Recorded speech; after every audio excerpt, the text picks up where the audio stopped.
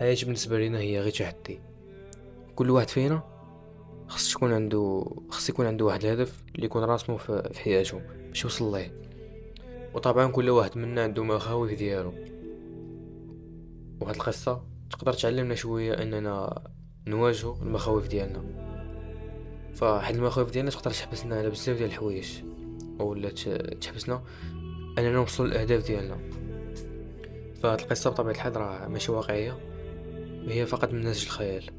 ان شاء الله المره الجايه غتكون قصه واقعيه.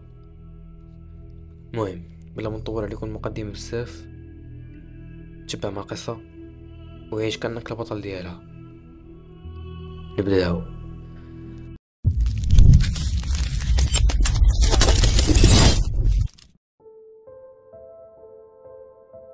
كانوا 4 ديال الصحاب: يونس، حمزه، ساره ولبنى، معروفين في الحي ديالهم بالمغامرات ديالهم. كل عطله صيفيه كيخرجوا يديروا شي حاجه جديده ومغامره. هاد العام قرروا يمشيو لواحد الغابه اللي بعيده على المدينه، الغابه اللي كيعرفوها غير الناس القدام واللي كيحكيو عليها بزاف ديال القصص المرعبه. في الصباح نهار السبت تجمعوا في البلاصه المعروفه ديالهم، وكل واحد جمع شي حاجه مهمه. يونس كانت عنده الخريطه القديمه ديال الغابه. حمزه جمع الضوء والموس.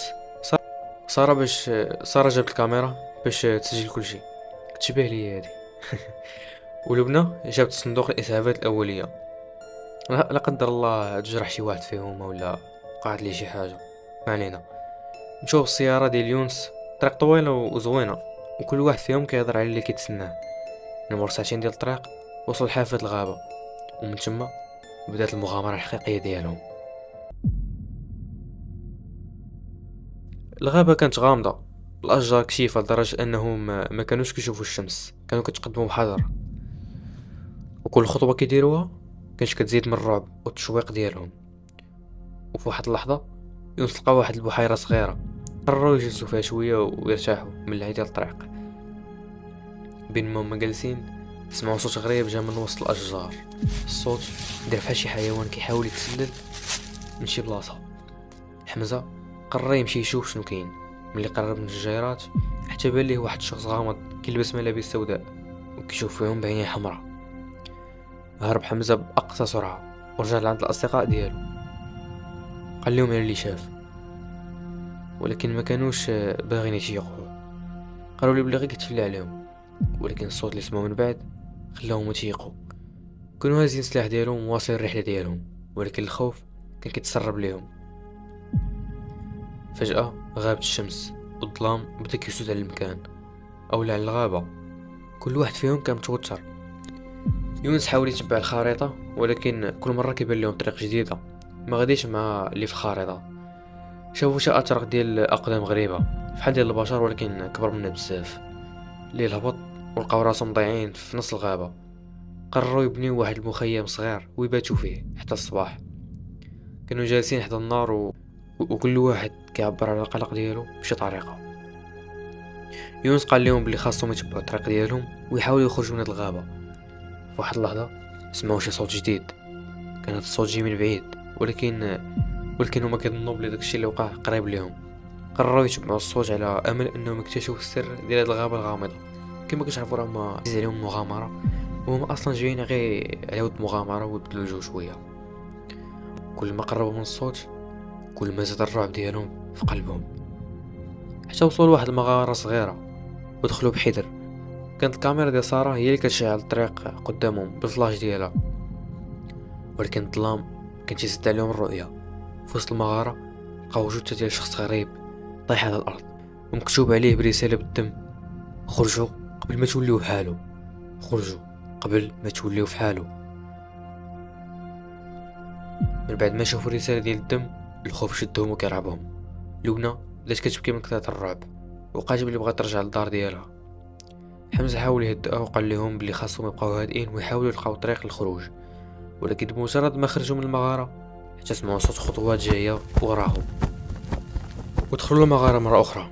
ولكن هاد المره الجثه اللي كانوا شافوها من قبل اختفات فحال عمرها كانت، اولا كانوا غير كيتخيلوا. الصدمه كانت قويه عليهم بزاف، كيفكروا واش يخرجوا من هاد المغاره ومن هاد الغابه ولا لا. يونس قرر انه يتبع المصادر الاثار اللي كانوا شافوها من قبل. كل خطوة كان كيديرها كانت كتحمل الخوف والرعب. اما ساره فكانت غير كتوثق كل حاجه بالكاميرا ديالها، حيت ما غاديش تخلي حتى حاجه تفلت من ذاكرتها.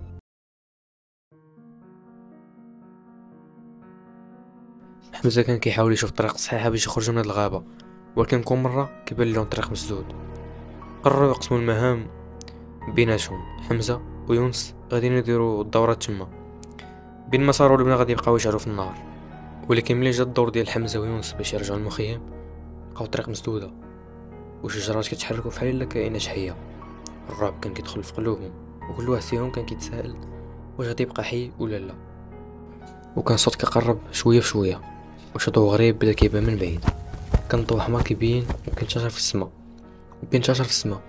حاولوا يهربوا بسرعه ولكن رجليهم كانوا متقيدين بالرعب. وصلوا لحافة الغابه ولقاو الطريق مسدوده تماما، ما عندهم حتى شي خيار اخر سوى انهم يواجهوا اللي كيتسناهم. ملي قربوا من الضوء بان لهم واحد المخلوق غريب لابس ملابس سوداء وعينيه كيشعلوا بالضوء الاحمر. كان كيشير ليهم باش يقربوا، كيقرروا انهم يزعموا. قربوا بحذر وكل واحد فيهم كان مسلح باي حاجه لقاها، ولكن ملي وصلوا عنده اختفى فجاه. شافوا بعضهم بصدمه، ولكن قبل ما يفكروا لقاو راسهم متقابلين مع مجموعه ديال المخلوقات الغريبه اللي كانت كتحاصرهم من كل جهه. كان كلشي واضح ليهم دابا، كانوا محتاجين في واحد العالم اللي ماشي ديال البشر. الرعب كان كيطغى على كل واحد فيهم، ولكن كان خاصهم يلقاو طريق الخروج قبل ما يتسد عليهم ابواب الرجعه. هذه كانت مغامره صعيبه ومليئه بالتشويق والرعب. الاصدقاء ديالنا لقاو راسهم في مواجهه مصير غامض، ومجبورين على انهم يكتشفوا الطريق للخروج من هذا العالم المظلم. واش غادي ينجحوا ولا غادي يبقاو محاصرين؟ هادشي اللي غادي تبين لنا في الحلقه المقبله. نتلاقاو في فيديو جاي ان شاء الله. بسلامه.